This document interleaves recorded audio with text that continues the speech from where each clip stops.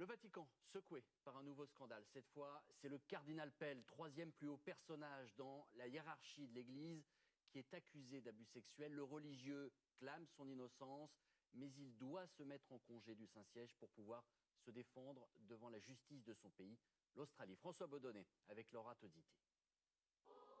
C'est un séisme qui frappe le Vatican, l'Église catholique et le pape François.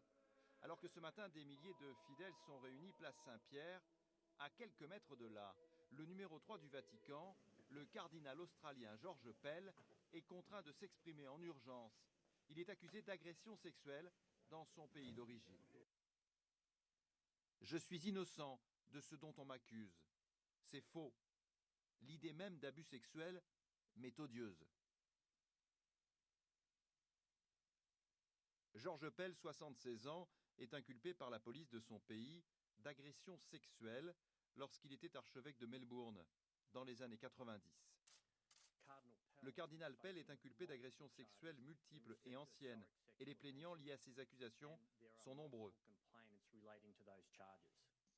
L'an dernier déjà, George Pell avait dû répondre devant une commission d'enquête australienne. Il était alors soupçonné d'avoir couvert des prêtres pédophiles. Aujourd'hui, il devient le plus haut responsable de l'Église catholique à être inculpé personnellement d'agression à caractère sexuel. Face à la gravité de ces accusations, le pape François aurait pu décider de mettre à la retraite d'office le cardinal Pell. Au contraire, il a accepté sa demande de congé pour que celui-ci puisse laver son nom, un soutien qui pourrait s'avérer embarrassant si au final le cardinal australien est jugé coupable.